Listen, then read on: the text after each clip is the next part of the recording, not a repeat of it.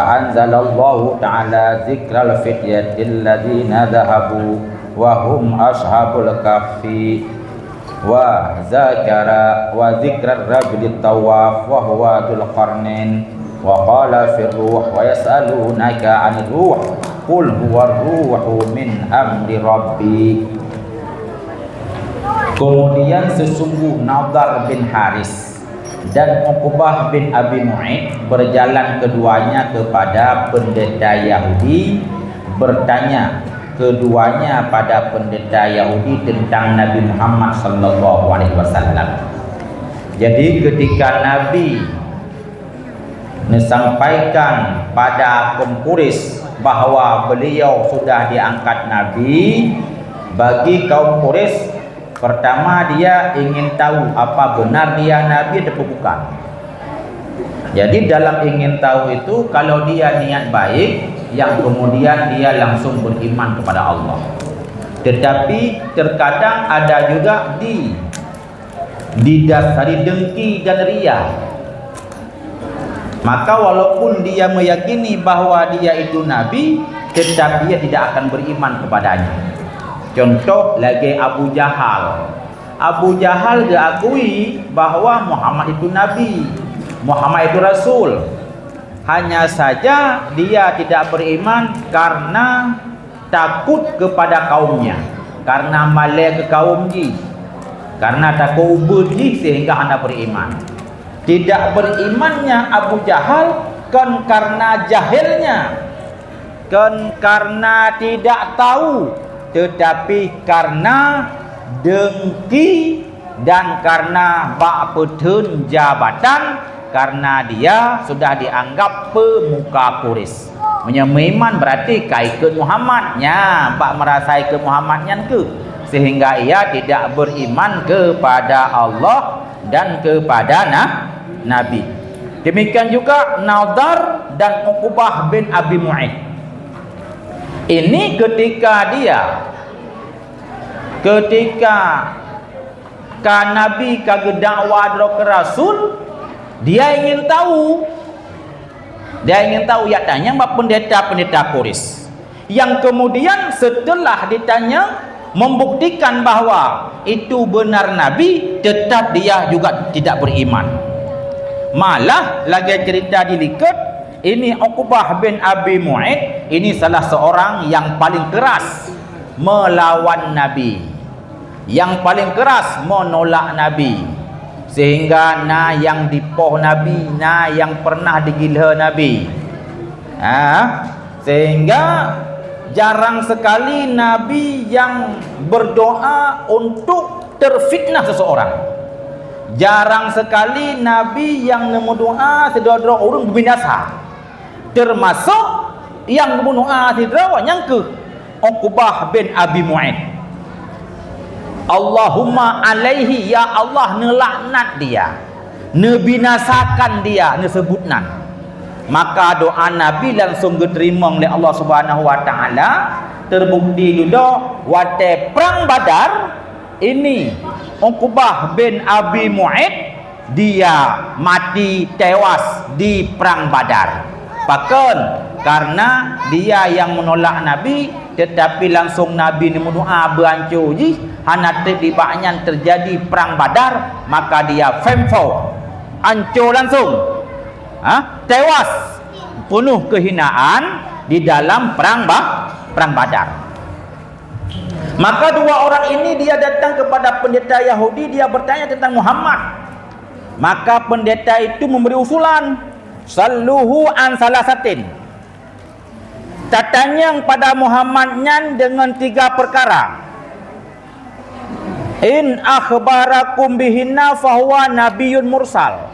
Kalau 3 perkara ini mampu dia jawab, berarti benar dia itu nabi yang mursal, nabi utusan Allah. Tetapi fa illam yujib fahuwa mutakawwil.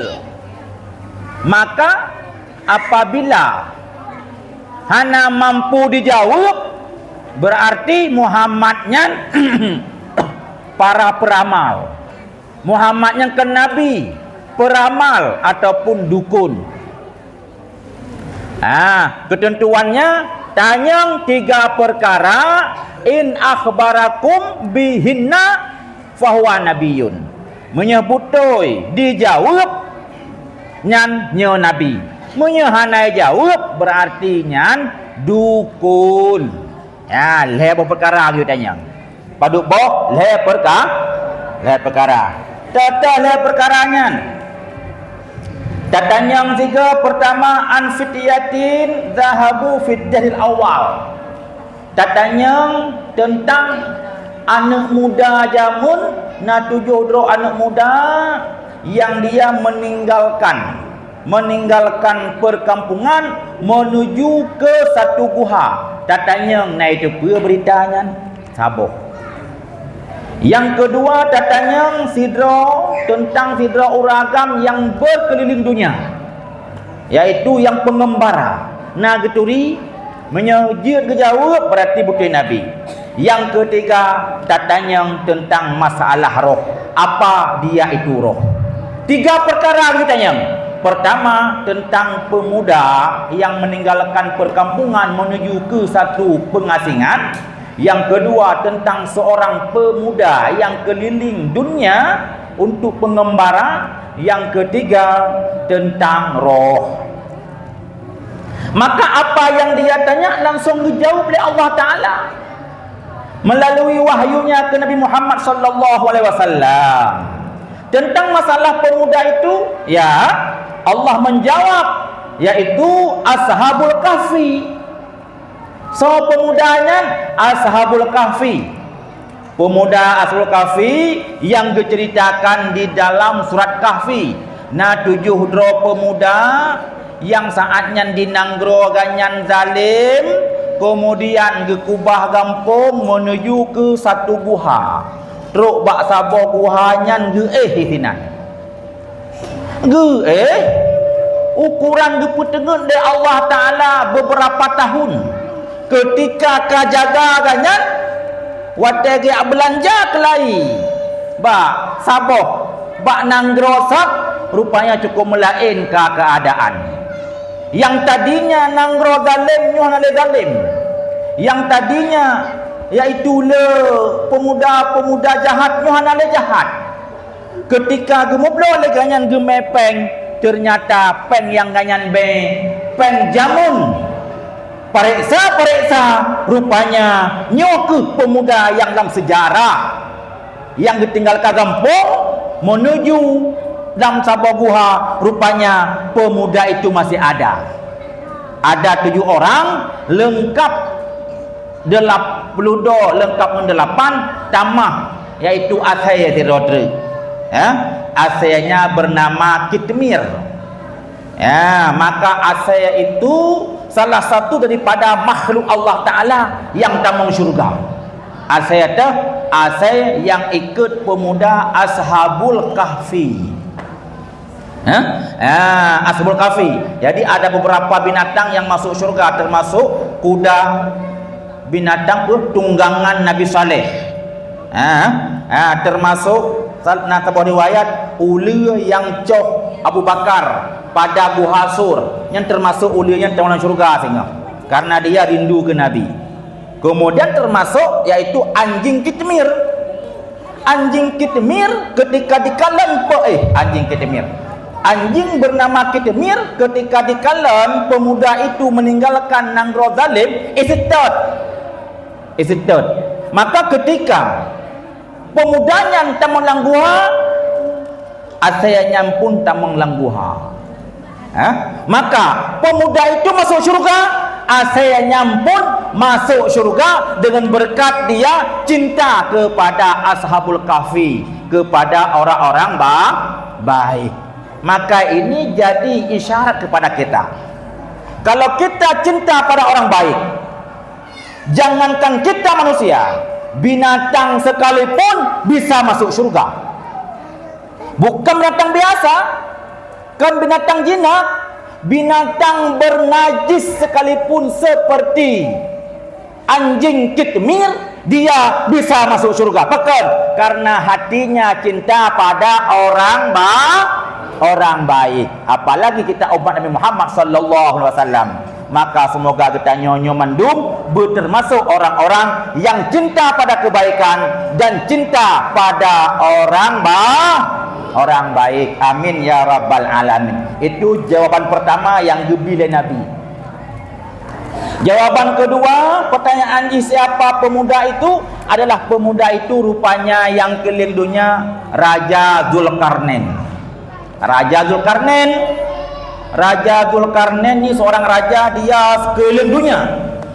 Yang rajanya nuronyo, nya tertulis dalam buku-buku ilmiah, dalam buku-buku Eropah yang tertulis sejarah ganyan mendung. Maka bahasa adanya takun ganyan adalah Raja Dzulkarnain. Mungkin di Eropah awaknya nak panggilan lain ke awaknya. Katua lunan disebut dengan nama lain yang maksudnya Raja Dzulkarnain. Raja Dzulkarnain ini ada pendapat adalah bahawa beliau itu nabi. Tapi pendapat yang kuat, beliau itu adalah seorang raja diangkat oleh Allah sebagai aulia. Aulia Allah Subhanahu wa taala. Zaman Najud Ma'jud. Jud Ma'judnya ke depan dia akan keluar dari Sabah Guha menjadi tentara Dajjal. Jud Ma'judnya sudah lahir dan sudah pernah keluar di dalam masyarakat. Jud Ma'jud melakukan kerusakan, kefasidan di muka bumi, menyenau orang di pajuh, umpama dia seperti manusia alien, menyerupai orang diancam dan dipajuh mendung. Maka oleh Jud Ma'jud gepesapat oleh Raja Dzulkarnain gepesapat Jud Ma'jud nyan mandum gepasa alam Sabah gunung nyan getek ngan timah. Maka sampai orangnya Jud Ma'jud nyan terkurung di dalam Sabah gunung yang dirahasiakan oleh Allah Subhanahu wa taala. So kurung Raja Dzulkarnain. Nyo iji Jud Ma'judnya sampai orangnya manteng dikurek-kurek gunungnya. Sehingga dalam lagu bahasa Aceh Jud Ma'jud dikurek-kurek gunung. Nyo mantengna. Maka karena dia manusia, hansah dia dihukum salah oleh Allah Subhanahu wa taala apabila kepada dia hanatruk dakwah Nabi. Kehebatan Nabi Muhammad sallallahu alaihi wasallam ketika Isra Mi'raj, termasuk Nabi natruk gejak dalam gunung yang gekurung Jud Ma'jud untuk giak dakwah pada Jud Ma'jud yang truk gejak kenan. Cuma hai memang dakwah. Menggepegetuk Nabi kenan supaya nyasah dia pernah gedakwah Nabi, nyasah takun dia sebagai yang mengingkari dakwah. Menyahana gejak Nabi, hana sah takun urung ingkar. Siapa le natrang. Natrang tu? Lagi hai hana connect gosang. Nyak bek karu, bek karu. Jadi supaya nyak sah ji takun kafe, tente benak urang ajak kebaikan. Maka nak ajak, so ajak Nabi Muhammad sallallahu alaihi wasallam. Pajang gejak kenan wate malam Isra makanya Nabi tanya, Nabi bagi sekalian alam, termasuk Nabi bagi Jud Ma'jud yang kagak kurungnya. Cuma dia tidak beriman kepada Allah Subhanahu wa taala. Maka sahlah ke azab orang kiamat, yaitu Jud Ma'jud. Nyo sampai orangnya dikurek-kurek gunung. Tip urai ke mati, singoh tehah, singoh tumbuh, singoh tehah, singoh tumbus. Pajang tumbus gunungnya. Ketika kiamat, ketika kalih dajjal. Tak mendoa Allah Taala sampai merumpak ke dajjal. Karena orang yang paling buruk, orang yang merumpak kalian dajjal dan yang merumpak kalian Jud Ma'jud. Jadi ketika kena kiamat singa, rohikun tu kata. Puikun insya-Allah singa tembus. ba'dikun insya-Allah singgah tembus, maka tembuslah singgah ji.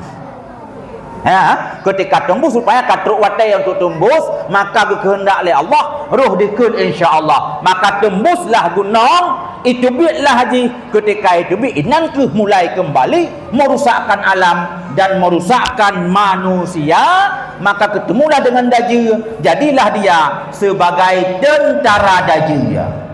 Maka untuk uronyo Jud Ma'jud manteng gukurung dan sebuah gunung seorang pemuda yang bernama Dzulkarnain. Maka pemuda itu ditanyakan oleh pendeta Yahudi, kalau Muhammad mampu menjawab maka benar dia nabi. Ka mampu tak kala nuka naik patih. Yang ketiga, pertanyaannya tentang roh. Langsung laju turun ayat Allah Subhanahu wa taala, yas'alunaka 'anir ruh qul ar-ruhu min amri rabbi. Wahai Muhammad, selagi ditanyakan pada kamu tentang roh, maka jawablah, roh itu urusan Tuhanku. Bermakna apa?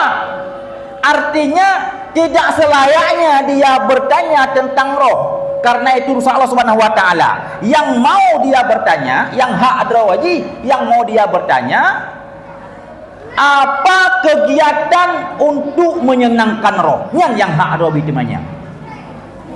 Yang hak adrawaji temanya. Maka Nabi hanya menjawab hakikat roh. Tapi Nabi menjawab karena soal rohnya adalah urusan Allah Subhanahu wa taala. Maka dari ayatnya la pertanyaan yang ditanya menyebutai kejawabnya Nabi, menyehana kejawab, maka kan Nabi kalau kejawab mantang hai patih oleh pendeta, oleh yaitu si penanya itu bernama Uqbah bin Abi Mu'aid. Karena dia bertanya bukan mencari benar. Maka dari karena itu semanteng yang meperiksa Muhammadnya, apabila dia periksa dengan hati yang tulus, pasti dia beriman pada Allah Subhanahu wa taala. Tetapi apabila dia periksa dengan yang hati tulus, maka tidak akan beriman. Maka hati tulus, ikhlas untuk periksa atas yang betul. Jangankan dia bertanya, berkumpul dengan Nabi saja dia akan mengikuti Nabi, dia akan beriman ke Nabi. Berkumpul saja. Bahkan karena ketika berkumpul dengan Nabi, wibawa Nabi, nur Nabi akan menyelimuti kepadanya. Dengan berkat itu, maka nur Nabi akan masuk kepada hati jamaah, hati sahabat, sehingga dia langsung beriman dengan Nabi tanya Muhammad sallallahu alaihi wasallam. Sallu ala Nabi Muhammad, sallu ala Nabi Muhammad, sallu ala Nabi Muhammad. Maka dari ditanya tentang masalah rohnya, kan berarti Nabi hana gedepu roh. Itu pemahamannya kita ambil. Tetapi boleh jadi bahwa tidak ada satu perkara pun yang di dunianya melainkan Nabi tanya pasti gedepu. Cuma tidak semua barang yang Nabi tahu itu mesti disampaikan pada umat. Hana perintah dari Allah untuk sampaikan. Seperti tentang kiamat, datang Jibril pada Nabi Muhammad sallallahu alaihi wasallam, bertanya mata saat, kapan kiamat? Yang tujuan tanya untuk bitek umat. Kan makna Jibril yang merunobat Nabi. Tapi Jibril adalah guru Nabi. Man gejak ba Nabi gejak temanyang, tujuannya temanyang ketika gejawab nyak getepu oleh sahabat sehingga nak Nabi ja'akum liyu'allimakum. Itu Jibril datang untuk mengajari kalian. Maka salah satu daripada barang yang ditanya oleh Nabi adalah yang ditanya oleh Jibril, mata sa'ah ya Muhammad, pajan kiamat. Nabi dijawab, makanal mas'ulu a'lam, makanal mas'ulu bi a'lam nasail. Orang yang kena tanya tidaklah lebih tahu daripada penanya. Hana jawab. Hana jawab kan berarti Nabi tidak tahu. Tapi hana jawab bermakna hana perintah Allah untuk bicara ke umat.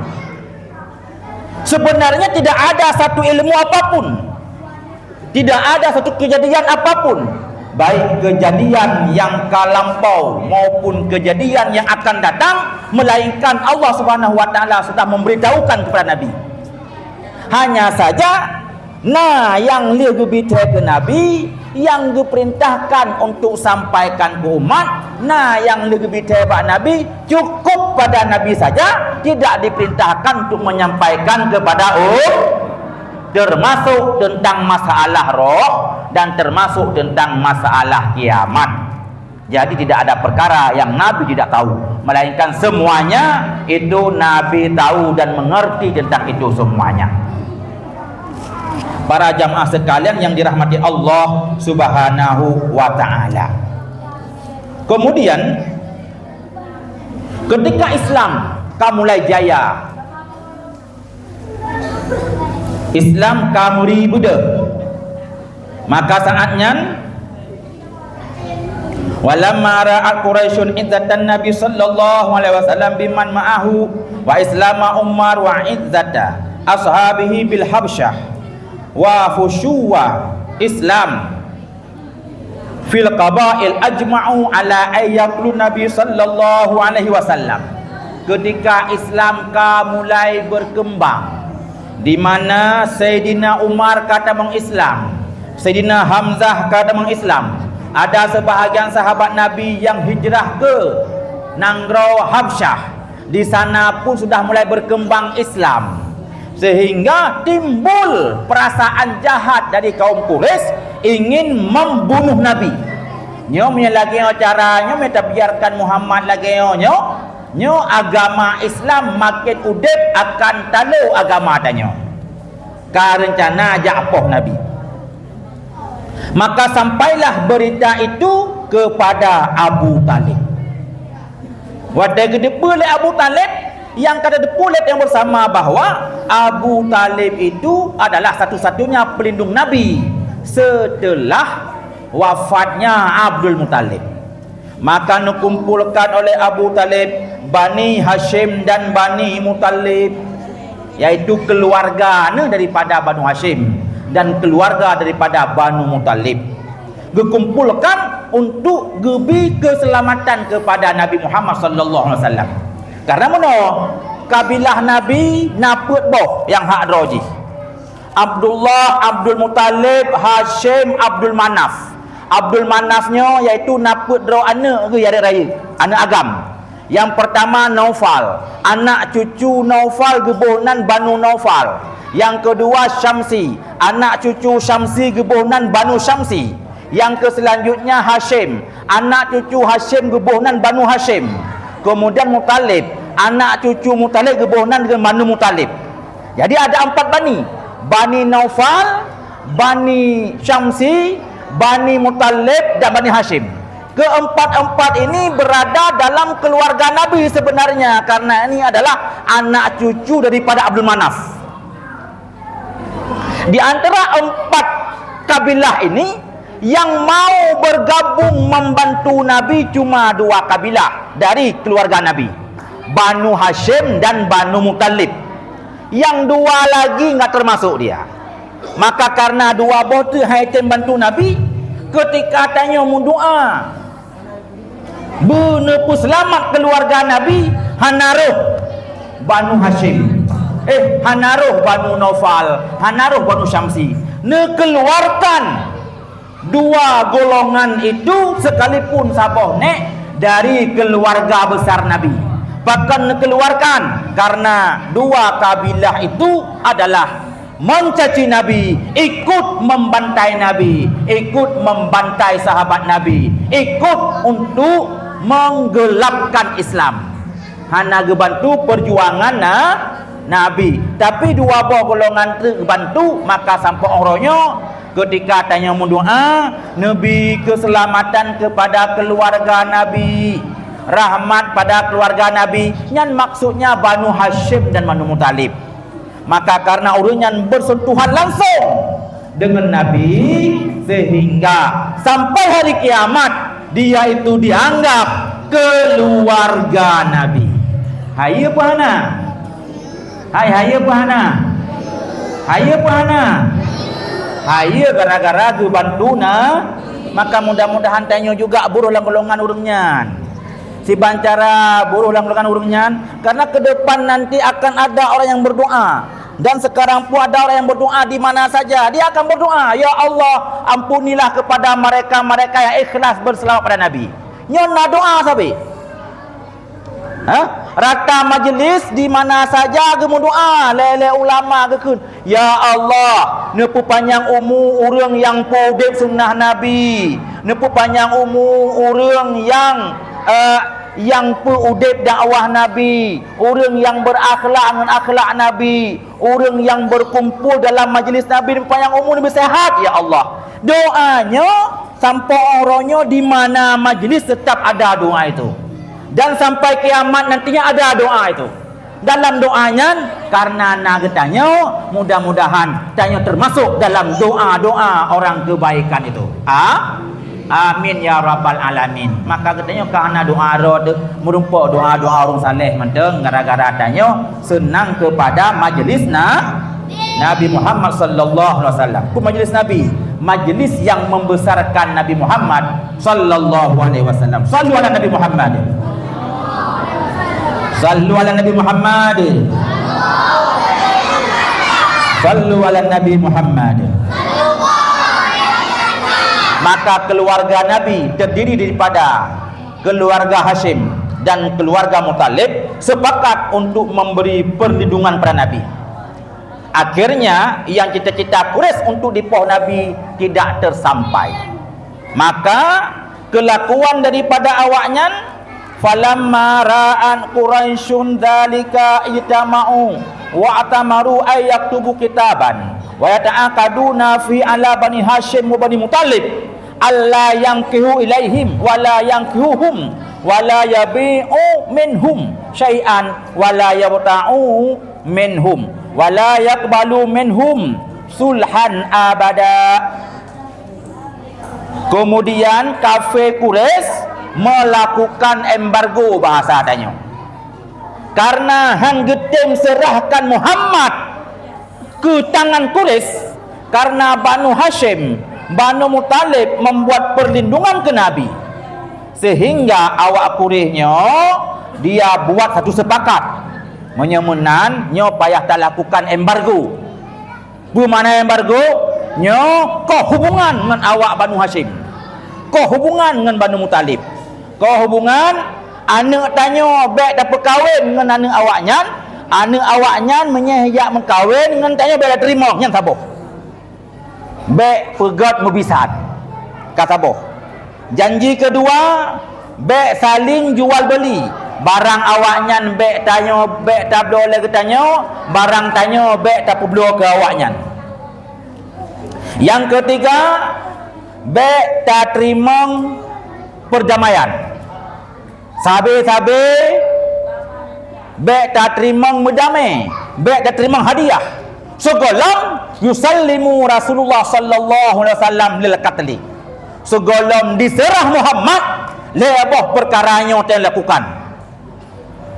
Dah, baik saling buat pernikahan, baik saling jual beli dan baik le berdamai. Kemudian yang pertama pegah le macamnya ditulis bak seun bapun. Tukang tulis je bernama Baghid bin Amir. Yon yang tak ingat. Tukang tulis Baghid bin Amir. Le bawah tulisnya ditulis bak sekret bapun, tukang tulisnya Baghid bin Amir. Lihat ditulis terkedi Allah Subhanahu wa taala. Jara si penulisnya jara si penulisnya cidra sampai paku. Cidra sampai paku pakan, karena apa yang ditulis iaitu menentang dengan keinginan Nabi Muhammad sallallahu alaihi wasallam. Ditulis bak secret bapeun. Bapeunnya digantung bak Kaabah. Tulis bah tulis tadi. Maka semua Banu Hashim, semua Banu Talib sepakat bantu Nabi kecuali tok sidra yang nak bantu, iaitu Abu Lahab. Abu Lahab rupanya dia itu bersama Quraisy, tok sidra ganyan. Yang lain daripada Banu Hashim, Banu Muttalib, semuanya sepakat bantu Nabi. Maka ditulis bak bapeun digantung bak Kaabah. Bapeunnya bisa bertahan bak Kaabah selama 2 tahun. Tamah lewraw. Rupaji ludau dalam 2 tahunnya Allah Subhanahu wa taala mewahyukan bak Nabi bahawa apa yang awaknya tulis bak bapeun mono ubena tulisan yang na bak bapeun nyan mandum kai pajuh le kamu,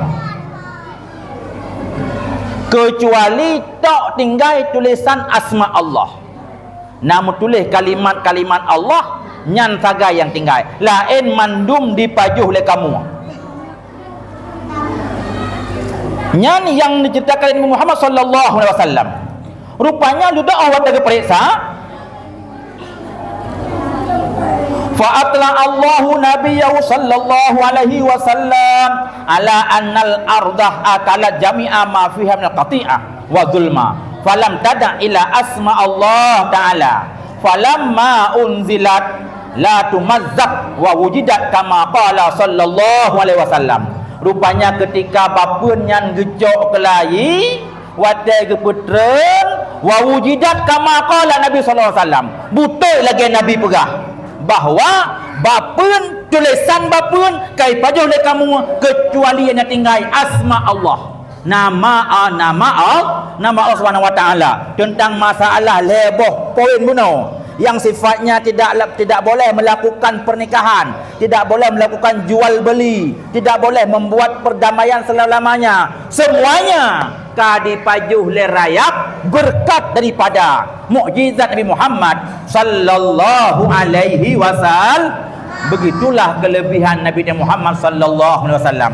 Biarpun lagi nyan kedih bahawa nasyid pada masanya orang yang hana beriman dengan Nabi hana masalah, karena hana iman dengan Nabi kan han dipatih Nabi lagi cerita buno memang orang yang ke contoh sagai dalil dan bukti sudah trip ka tak trip jelas kagemain Nabi, tetapi yang namanya orang yang ingkar dia tidak butuh dalil, tidak butuh bukti, memang han dipatihkan karena hana dalil, han dipatihkan karena hana bukti, tetapi han dipatih dasar dia mengingkari Nabi Muhammad sallallahu alaihi wasallam. Maka semoga kita nyonyo makin hari makin percaya pada Nabi, makin hari makin cinta ke Nabi, makin hari makin cinta ke sunnah Nabi, makin hari makin giat dalam melaksanakan sunnah Nabi Muhammad sallallahu alaihi wasallam. Sallu ala Nabi Muhammad, sallu ala Nabi Muhammad, sallu ala Nabi Muhammad.